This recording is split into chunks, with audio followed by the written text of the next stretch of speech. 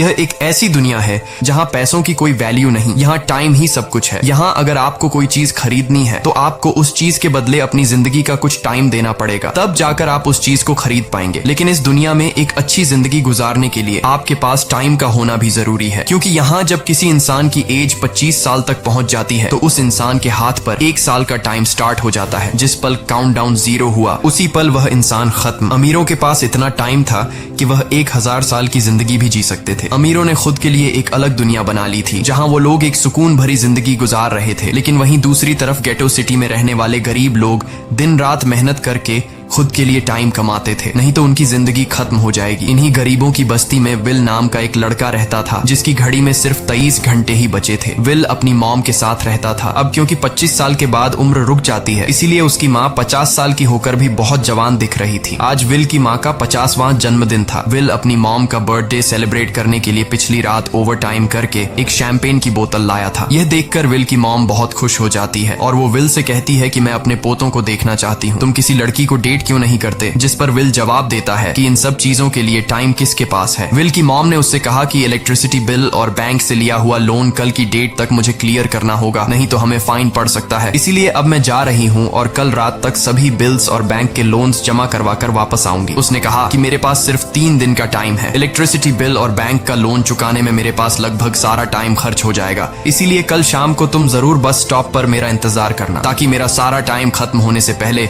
मैं तुमसे कुछ टाइम ले सकूं। इस पर विल ने कहा ठीक है, मैं टाइम पर पहुंच जाऊंगा। जाने से पहले विल की माँ विल के हाथ को छूकर उसकी बॉडी में 30 मिनट ट्रांसफर करती है ताकि विल अच्छा नाश्ता खरीद कर खा सके। इसके बाद दोनों अपने अपने काम पर निकल गए। रास्ते में विल के पास एक छोटी बच्ची आती है। वो विल को एक कैप्सूल देकर विल से उसका थोड़ा सा टाइम मांगती है। विल मुस्कुराते हुए उस छोटी बच्ची को कैप्सूल में अपनी जिंदगी का 5 मिनट का टाइम दे देता है और वह चली जाती है। यहाँ हमें पता चलता है कि यह लोग अपने टाइम को एक कैप्सूल में स्टोर भी कर सकते हैं, जिससे यह लोग कभी भी यूज और ट्रांसफर कर सकते हैं। इसके बाद विल काम के लिए फैक्ट्री पहुंच जाता है। काम शुरू करने से पहले वह कॉफी लेने जाता है, लेकिन वहां वह देखता है कि हर एक चीज का दाम डबल हो गया है। जहां पहले कॉफी 2 मिनट की मिलती थी, अब उसका प्राइस डबल होकर 4 मिनट हो चुका है। यहाँ पर कभी भी किसी चीज का भी दाम बढ़ा दिया जाता है बिना किसी अनाउंसमेंट के। ये बात विल को बहुत बुरी लगती है। मजबूरी में विल ने भी कॉफी के लिए अपनी जिंदगी के 4 मिनट पे किए और काम पर लग गया। दिन भर के काम के बाद रात के वक्त विल अपने दोस्त के साथ एक बार में जाता है। विल का दोस्त एक नंबर का शराबी था। वह हर वक्त शराब के नशे में टली रहता। विल का दोस्त विल को इशारे में बताता है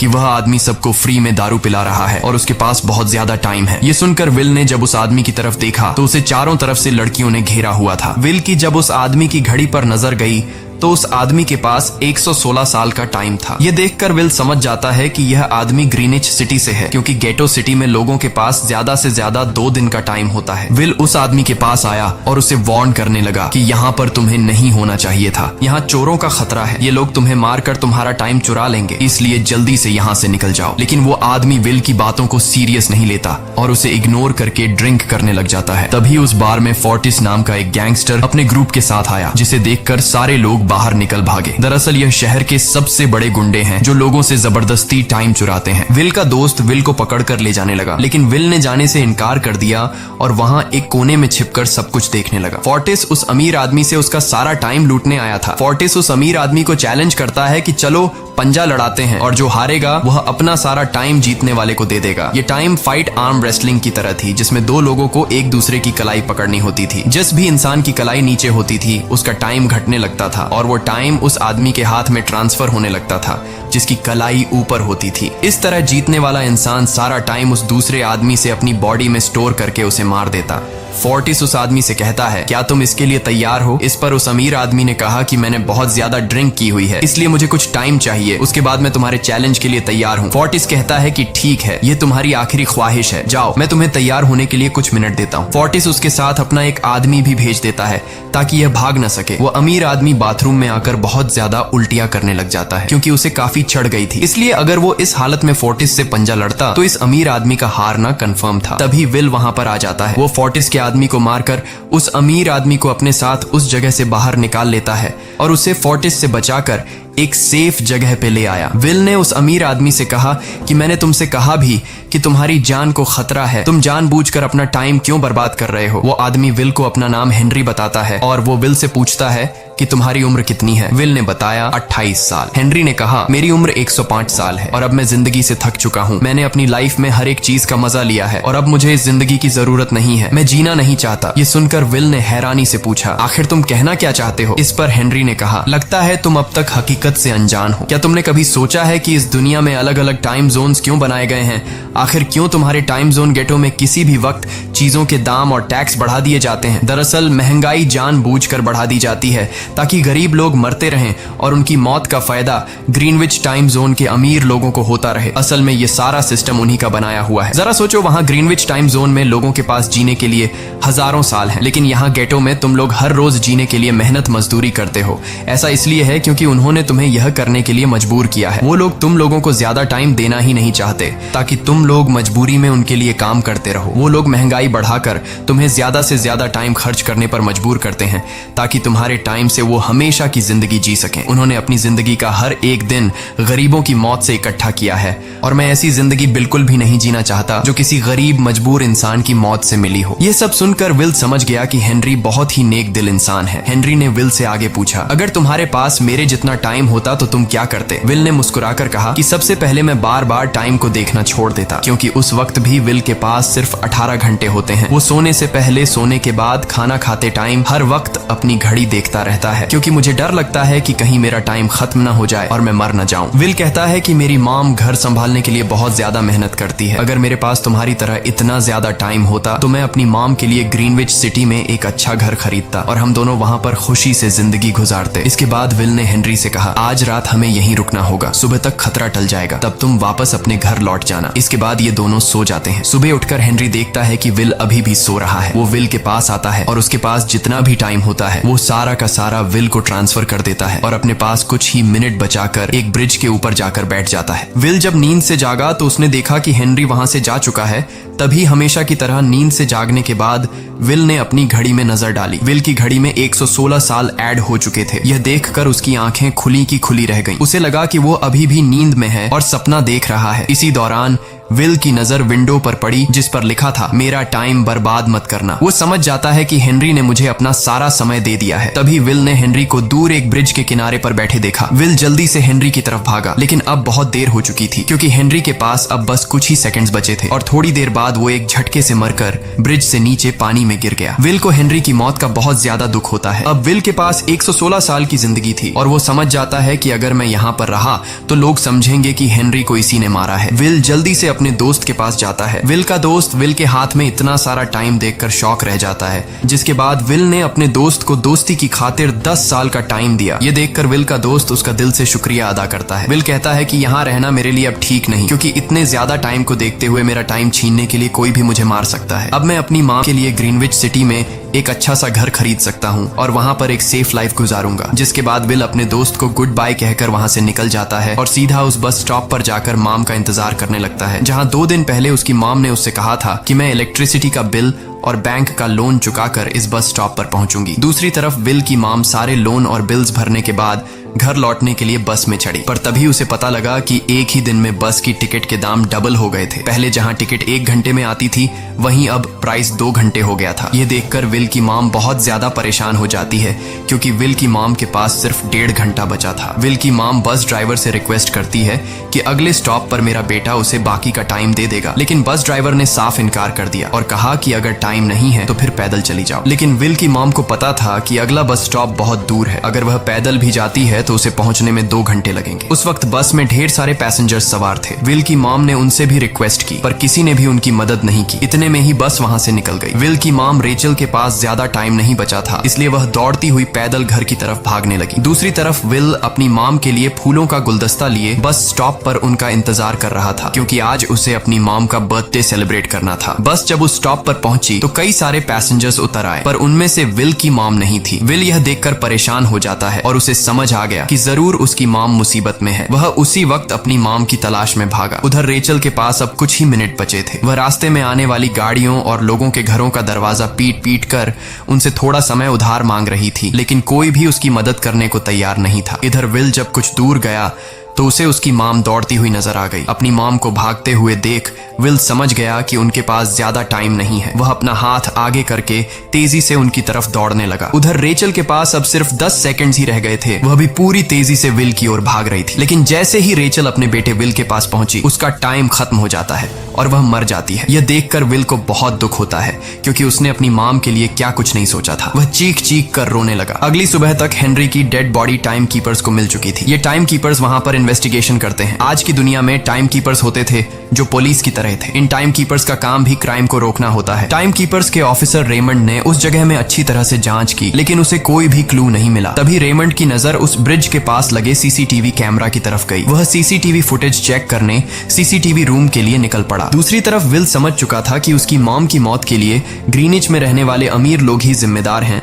जिन्होंने गेटो शहर के लोगों को एक एक सेकंड का मोहताज बना दिया है। अब विल उनसे बदला लेने ग्रीनिच की तरफ निकल पड़ा और यहाँ से होती है असल कहानी शुरू। ग्रीनविच सिटी में एंटर होने के लिए विल को 1 साल का टाइम खर्च करना पड़ा और ग्रीनिच सिटी जा पहुंचा। वहां जब विल ने अमीर लोगों का लाइफस्टाइल देखा तो उसकी आंखें खुली की खुली रह गईं। वहां लोगों के पास इतना टाइम था कि वो लोग मरने का नाम तक भूल गए थे। यहाँ पर अमीर लोग के बॉडीगार्ड के पास भी 100 साल से भी ज्यादा का टाइम था। ये देखकर विल गुस्से से लाल हो जाता है, क्योंकि विल जिस शहर से आया था वहाँ पर लोगों के पास सिर्फ 24 घंटे की जिंदगी थी। विल वहाँ एक महंगे होटल में रुकता है। खाना खाते दौरान एक बहुत ही खूबसूरत लड़की विल को देखती है, जैसे उसे विल पसंद आ गया हो। दूसरी तरफ टाइम कीपर रेमंड हेनरी की मौत के वक्त का सीसीटीवी फुटेज चेक कर रहा था। तभी उसे फुटेज में विल दिखाई देता है। हालांकि कैमरा ने हेनरी को ब्रिज से गिरते हुए रिकॉर्ड नहीं किया था, लेकिन उस फुटेज में विल ब्रिज के पास खड़ा नजर आ रहा था, जिससे रेमंड को विल पर शक होने लगा। इसलिए रेमंड ने अपनी टीम को विल के बारे में जानकारी इकट्ठा करने को कहा। रिसर्च के दौरान टाइम कीपर्स को यह बात पता चल जाती है कि विल नाम का एक आदमी बहुत सारा टाइम खर्च करके ग्रीनविच सिटी में एंटर हो गया है, जिससे रेमंड को यह बात कंफर्म हो जाती है कि विल ने ही हेनरी को मारा है। रेमंड उसी वक्त अपनी टीम के साथ ग्रीनविच शहर की ओर रवाना हो गया। दूसरी ओर ग्रीनविच शहर में विल एक कैसीनो में आया, जहां कुछ अमीर लोग पोकर खेल रहे थे। विल भी उनके साथ बैठ जाता है। एक नए आदमी को देखकर ये लोग उस पर हंसने लगते हैं, लेकिन विल गैम्बलिंग में माहिर था। आज उसके लिए अमीरों से पैसे निकालने का सबसे अच्छा मौका था। विल ने फिलिप नाम के एक रईस आदमी के साथ पोकर की बाजी खेली। फिलिप यहाँ का सबसे रईस इंसान है। उसके पास खुद का एक टाइम बैंक है जो लोगों को लोन पर टाइम देता है। फिलिप के साथ उसकी डॉटर भी बैठी होती है। यह वही लड़की है जो कुछ देर पहले विल को गौर से देख रही थी। गेम जब शुरू हो जाती है तब विल अपनी लाइफ का सारा टाइम दांव पर लगा देता है और अपनी माइंड के बदौलत वो फिलिप से 1100 साल जीत जाता है। यह देखकर फिलिप की बेटी सिल्विया विल से काफी ज्यादा इम्प्रेस हो जाती है। उसने विल को कल रात अपने घर पार्टी पर इनवाइट किया। फिर अगली शाम विल एक नई नवेली कार खरीदकर फिलिप की पार्टी में जा पहुंचा। वहीं पार्टी के दौरान विल और सिल्विया डांस करने लगते हैं और सिल्विया मन ही मन विल को दिल दे बैठी। वो अपनी दिल की बात विल से करने ही वाली थी कि तभी टाइम कीपर रेमंड अपनी टीम के साथ वहां पहुंचता है और विल को पकड़ लेते हैं। विल को खूनी समझकर सिल्विया भी उससे नाराज हो गई। रेमंड ने सबसे पहले विल का सारा टाइम उससे छीनकर सिर्फ 2 घंटे दिए। उसके बाद वो विल को हेनरी के खून के इल्जाम में गिरफ्तार करने लगा। रेमंड विल से पूछता है कि तुमने हेनरी को क्यों मारा। विल उसे कहता है कि मैंने उसे मारा नहीं था, बल्कि वो खुद जीना नहीं चाहता था, इसलिए उसने मुझे 116 साल दी और बाद में उसने खुद की जान ली। लेकिन रेमंड विल की बात पर यकीन नहीं करता। विल समझ जाता है कि रेमंड मुझे हेनरी के झूठे केस में फंसाकर उम्र भर कैद के लिए मुझे जेल में डाल देगा। इसलिए वह मौका देखते ही रेमंड के आदमियों को मारकर खुद को आजाद कर लेता है और उनकी बंदूक लेकर सिल्विया को बंदी बना लिया। सिल्विया को ढाल बनाकर विल उसे साथ लेकर भाग निकला और रेमंड और उसके आदमियों को चकमा देता हुआ वापस गेटो शहर आ पहुंचा। इस दौरान विल के पास टाइम काफी कम बचा था। उसने सिल्विया से कुछ टाइम उधार मांगा, लेकिन सिल्विया ने उसे 1 सेकंड भी देने से इनकार कर दिया, क्योंकि वह भी उसे हेनरी का खूनी समझ रही थी। इसलिए वो और तेजी से गेटो शहर की तरफ कार दौड़ाता है ताकि वहां पहुंचकर किसी से टाइम उधार ले सके। जल्दबाजी में उसका ध्यान आगे सड़क पर बिछी कंटीली तारों पर नहीं पड़ता, जिससे टकराते ही विल की कार ब्रिज से नीचे गिर जाती है। इस एक्सीडेंट में विल और सिल्विया बेहोश हो गए। असल में रास्ते में वह कांटे फोर्टिस और उसकी गैंग ने बिछाए थे। फोर्टिस ने देखा कि सिल्विया के पास 10 साल का टाइम था। वो सिल्विया का सारा टाइम चुरा कर वहां से निकल जाते हैं। इतने में ही विल और सिल्विया को होश आया। सिल्विया ने जब अपने हाथ की तरफ देखा तो वो परेशान हुई, क्योंकि उसके पास सिर्फ 30 मिनट ही बचे थे और विल के पास भी कुछ मिनट ही बचे थे। पर फिर भी उसने सिल्विया को अपने कुछ मिनट दिए, जिससे इन दोनों का टाइम बराबर हो गया। इसके बाद विल सिल्विया को लेकर जल्दी से अपने दोस्त दोस्त के घर जाता है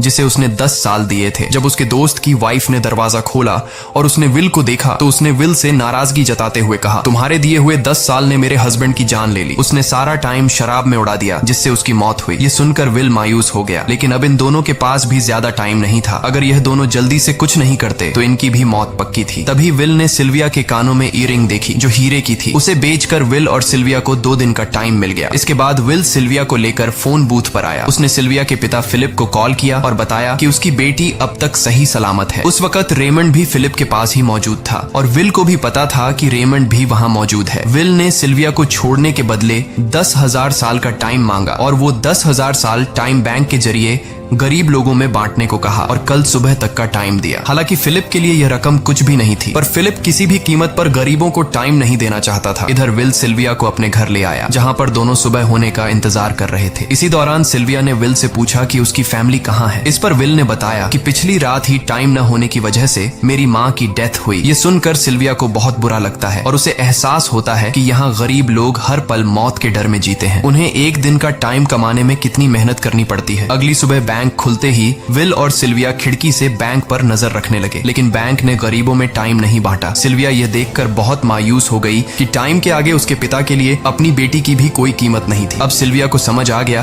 कि उसके पिता सिर्फ बिजनेसमैन नहीं है, बल्कि वो इस सिस्टम के हेड हैं। वो गरीब लोगों की मौत से अपनी जिंदगी के साल जमा करते हैं। सिल्विया को यूं मायूस देखकर विल ने उसे वापस घर भेजने का फैसला किया। वो उसे फोन बूथ पे ले आया और अपने पिता को कॉल करके अपने लिए मदद बुलाने को कहा। इस दौरान विल सिल्विया को वेपन भी दे देता है ताकि वो खुद की हिफाजत कर सके। इधर सिल्विया फोन पर अपने पिता से बात कर रही थी कि तभी टाइम कीपर रेमंड चुपके से वहां आ पहुंचा और विल पर गन तान दी। रेमंड विल पर गोली चलाने ही वाला था कि तभी सिल्विया ने रेमंड को देख लिया और घबराहट में रेमंड पर गोली चला दी। ये देख विल घबरा कर रेमंड के पास आया। हालांकि वो गोली रेमंड के हाथ को छू कर निकल गई थी। रेमंड के हाथ से बहुत खून निकल रहा था। विल ने रेमंड की घड़ी देखी। रेमंड के पास सिर्फ 2 घंटे बचे थे। दरअसल टाइम कीपर्स को भी सैलरी के तौर पर हर रोज 1 दिन का ही टाइम मिलता था। विल समझ गया कि जब तक रेमंड के पास उसके टीम वाले पहुंचेंगे तब तक रेमंड का ज्यादा खून बहने की वजह से उसकी मौत हो गई होगी। इसलिए विल रेमंड को 2 घंटे का टाइम देते हुए रेमंड की कार को लेकर वहां से निकल गया। रेमंड को गोली मारकर अब सिल्विया भी क्राइम लिस्ट में आ चुकी थी। हालांकि विल ने सिल्विया से कहा कि वो अभी इन सब से निकल सकती है, लेकिन ग्रीनिच में सिल्विया की जिंदगी पिंजरे में कैद पंछी की तरह थी। उसके पिता फिलिप ने उस पर बहुत सारी पाबंदियां लगा दी थी, पर यहाँ आकर उसे आजादी का एहसास हो रहा था क्योंकि यहाँ वो अपनी मर्जी की मालिक थी और सिल्विया समझ जाती है कि यहाँ पर लोगों के साथ गलत हो रहा है। अब वह भी गरीबों को उनका हक दिलाने में विल के साथ थी। विल और सिल्विया ने मिलकर अमीरों को लूटना शुरू कर दिया। सिल्विया जो कि ग्रीनिच सिटी के चप्पे चप्पे से वाकिफ थी, इसलिए इन दोनों ने प्लान बनाया कि वो ग्रीनिच सिटी में बैंक से टाइम कैप्सूल चुराएंगे और उनको गरीबों में बांट देंगे। सिल्विया ने सबसे पहले अपने पिता फिलिप के कई सारे बैंक्स में डाका डाला क्योंकि फिलिप ने गरीबों की मौत से वह सारा टाइम इकट्ठा किया था। इन दोनों ने तिजोरी से सभी टाइम कैप्सूल एक बैग में पैक करके वहां से निकल गए और उन्हें गरीबों में बांटने लगे। इतनी बड़ी चोरी करने के बाद अब सरकार भी इन दोनों से तंग आ चुका था, इसीलिए सरकार ने इन दोनों के सर पर 10 साल का टाइम इनाम रख दिया। ये खबर सुनते ही गैंगस्टर फोर्टिस अब इन दोनों को कुत्ते की तरह ढूंढने लगा, लेकिन विल और सिल्विया हर रोज अपना ठिकाना बदलते रहते थे जिससे वो किसी के हाथ नहीं आते थे। ये दोनों एक होटल में छुपे हुए थे। इनके पास टाइम की कमी तो थी नहीं, इसलिए उन्होंने पूरे होटल को ही बुक कर लिया था। फोर्टिस इन दोनों की तलाश में उस होटल के बाहर आ पहुंचा। वहां उसने कुछ लोगों को पकड़कर उनसे विल और सिल्विया के बारे में पूछने लगा, लेकिन उन लोगों पर विल और सिल्विया के बहुत एहसानात थे, इसलिए ये लोग मरने के लिए तो तैयार थे, पर विल और सिल्विया का ठिकाना बताने के लिए तैयार नहीं थे। लेकिन जब फोर्टिस ने उन लोगों पर बहुत ज्यादा जोर जबरदस्ती की तो उनमें से एक बंदा मौत के डर से फोर्टिस को उस होटल के बारे में बता देता है जहां विल और सिल्विया छुपे हुए थे, जिसके बाद फोर्टिस फौरन अपनी गैंग के साथ वहां पर पहुंच जाता है और इन दोनों को पकड़ लेता है। अब विल और सिल्विया का उनसे बच पाना नामुमकिन था। फोर्टिस ने विल को एक टेबल पर बैठा दिया और उसे टाइम फाइट के लिए चैलेंज किया। विल समझ गया कि अगर मैंने चैलेंज से इनकार किया तो फोर्टिस के गैंग वाले लोग मुझे मार देंगे, इसलिए क्यों ना आज इसके साथ पंजा आजमाया जाए। फोर्टिस और विल ने एक दूसरे की कलाई पकड़ ली और मौत का खेल शुरू हुआ। फोर्टिस माहिर खिलाड़ी था, उसने शुरुआत में ही विल का हाथ नीचे कर दिया, जिससे विल का टाइम तेजी से फोर्टिस में ट्रांसफर होने लगा। लेकिन विल बिल्कुल जोर ही नहीं लगा रहा था, जैसे कि वो जानबूझकर हार रहा हो। पर जैसे ही विल के पास अपनी लाइफ के 3 से 4 सेकंड बचे, तभी विल ने अपनी पावर दिखाई और एक झटके से फोर्टिस का हाथ नीचे कर दिया। फोर्टिस की आंखें खुली की खुली रह गईं। वो पूरा जोर लगाकर अपना हाथ ऊपर करने की कोशिश कर रहा था, लेकिन विल की ताकत के आगे वो ढीला पड़ चुका था। ये देख फोर्टिस के आदमियों का ध्यान फोर्टिस की घड़ी पर अटक गया। अब उनका बॉस मरने वाला था। इतने में ही मौका पाकर विल ने अपने जूते से गन निकाली और पलक झपकते ही फोर्टिस के सारे आदमियों को शूट कर दिया, क्योंकि अगर वो ऐसा नहीं करता तो वो लोग उसे मार देते। इसी के साथ फोर्टिस का टाइम 0 हो गया और वह भी मारा गया। विल और सिल्विया जल्दी से वहां से भाग निकले। इसी दौरान उन्होंने देखा कि अमीरों ने सारा खेल पलट दिया था। विल और सिल्विया ने गरीबों में जितना भी टाइम बांटा था उसकी वैल्यू अब कुछ भी नहीं रही थी, क्योंकि अमीरों ने महंगाई के दर को कई गुना बढ़ा दिया था। यह देख विल हारा हुआ महसूस करने लगा और उसे लगा कि मैं कभी भी इन गरीबों को उनका हक नहीं दिला सकूंगा। उसने सिल्विया से कहा कि अब सब खत्म हो चुका है। अगर वो लोगों में 1000 साल भी बांट दें तो अमीर लोग महंगाई को और ज्यादा बढ़ा देंगे, जिससे लोगों की हालत कभी नहीं सुधर पाएगी। सिल्विया ने कहा कि कोई तो रास्ता होगा। इस पर विल ने कहा कि हमें लाखों साल चुराकर इन लोगों को देने होंगे, तब जाकर हम लोग महंगाई को कंट्रोल कर सकते हैं। हालांकि यह इतना आसान नहीं था, पर सिल्विया ने इसके लिए एक प्लान सोच रखा था। अगली ही सुबह जब फिलिप अपने बॉडीगार्ड्स के साथ ऑफिस पहुंचा, तभी सिल्विया वहां आई और उसने अपने पिता से कहा कि वो सरेंडर करना चाहती है। तब सारे गार्ड्स ने सिल्विया पर गन तान दी, लेकिन तभी वहां पीछे से गार्ड के बेस में छिपा विल वहां आ पहुंचा। उसने फिलिप के सर पर गन रखी और उसके जरिए लॉकर का दरवाजा खुलवाया। विल और सिल्विया ने फिलिप के लॉकर से एक टाइम कैप्सूल चुरा लिया, जिसमें 10 लाख साल का टाइम मौजूद था। इस टाइम कैप्सूल का एक एक साल गरीबों की ही मौत से आया था। विल और सिल्विया वह टाइम कैप्सूल लेकर भाग जाते हैं। इधर रेमंड को जब यह बात पता चली तो वह फौरन विल और सिल्विया के पीछे लग गया। जब रेमंड ने अपने हाथ पर घड़ी को देखा तो उसके पास 1 घंटे से भी कम टाइम बचा हुआ था। वह हेडक्वार्टर कॉल करके कहता है कि मुझे मेरी सैलरी कैप्सूल में भेज दो, मेरे पास टाइम कम है। लेकिन इससे पहले कि वह अपनी बॉडी में कैप्सूल से टाइम ट्रांसफर कर पाता, उसे विल की कार दिख जाती है और वह कैप्सूल से अपनी बॉडी में बिना टाइम ट्रांसफर किए उनके पीछे लग जाता है, क्योंकि अगर वो 10 लाख साल गरीबों को मिल जाते तो गेटो टाइम जोन का हर एक इंसान अमर हो जाता और अमीरों का बनाया पूरा सिस्टम तहस नहस हो जाता। रेमंड ने विल और सिल्विया को पकड़ने के लिए अपनी पूरी जी जान लगा दी, लेकिन वो उन्हें रोक नहीं पाया। विल और सिल्विया रेमंड को चकमा देकर गेटो शहर आ गए और वह टाइम कैप्सूल एक बच्ची के हाथों में सौंप दिया। उन्हें पता था कि रेमंड सीधा हमारे पीछे गीटो शहर पहुंचेगा, इसलिए उन्होंने इस जगह को छोड़कर एक सुनसान जगह पर चले गए। उधर उन्होंने गीटो शहर के लोगों में लाखों साल बांटकर उन्हें अमर कर दिया था, लेकिन खुद इन दोनों के पास बहुत ही कम टाइम बच जाता है। बदकिस्मती से उसी पल रेमंड ने उन्हें पकड़ लिया। रेमंड ने विल को धमकी देते हुए कहा, अगर तुम्हें अपनी जान प्यारी है तो चुराया हुआ सारा टाइम वापस कर दो। तब विल ने उसे अपनी घड़ी का समय दिखाया। विल और सिल्विया के पास कुछ ही मिनट बचे थे। विल ने रेमंड से कहा, कहीं तुम भूल तो नहीं गए? याद है जब तुम मरने वाले थे तो मैंने तुम्हें कुछ टाइम उधार दिया था, टाइम तो तुम्हें मुझे वापस करना चाहिए। यह सुनकर रेमंड को याद आया कि विल और सिल्विया को पकड़ने की जल्दी में उसने अपने टाइम पर ध्यान ही नहीं दिया। जब उसने अपनी घड़ी पर नजर डाली तो उसके पास सिर्फ 5 सेकंड ही बचे थे, जो देखते ही देखते 0 हो गए और रेमंड मारा गया। विल और सिल्विया रेमंड से तो बच गए थे, पर इन दोनों के पास भी अब सिर्फ एक मिनट ही बचा था। ऊपर से उस सुनसान इलाके में उनकी मदद करने वाला भी अब कोई नहीं था। उन्हें अपनी मौत साफ नजर आ रही थी। इन दोनों ने मायूस होकर एक दूसरे को गले लगाया और तभी विल को रेमंड की कार नजर आई। विल फौरन कार की तरफ भागा और वहां पहुंचकर उसने रेमंड की सैलरी का टाइम अपनी घड़ी में ट्रांसफर कर दिया। इसके बाद वह सिल्विया को भी टाइम देने उसकी ओर भागने लगा। सिल्विया भी तेजी से विल की ओर दौड़ रही थी। सिल्विया के पास कुछ ही सेकंड्स बचे हुए थे। यह बिल्कुल उसी तरह का पल था जिस तरह से विल ने अपनी मॉम को खोया था। विल ने अपनी मॉम को तो खो दिया था, पर सिल्विया को नहीं खोना चाहता था। विल सिल्विया के बिल्कुल करीब ही था, पर तभी सिल्विया विल की बाहों में गिर पड़ी। लकीली विल ने सही वक्त पर सिल्विया का हाथ थाम लिया था, जिससे उसकी जान बच गई। विल और सिल्विया की बदौलत अब डेटन शहर के सारे लोग अमर हो चुके थे। अब उन्हें 1-1 घंटे कमाने के लिए फैक्ट्रीज में काम करने की जरूरत नहीं थी। वह सभी अपने सपनों को पूरा करने ग्रीनिच शहर की ओर निकल पड़े, जिससे अमीरों का बनाया सारा सिस्टम फेल हो गया। वहीं इसी के साथ यह कहानी खत्म हो जाती है। अगर आपको वीडियो अच्छी लगी हो तो हमारे चैनल को सब्सक्राइब और वीडियो को लाइक जरूर कीजिएगा।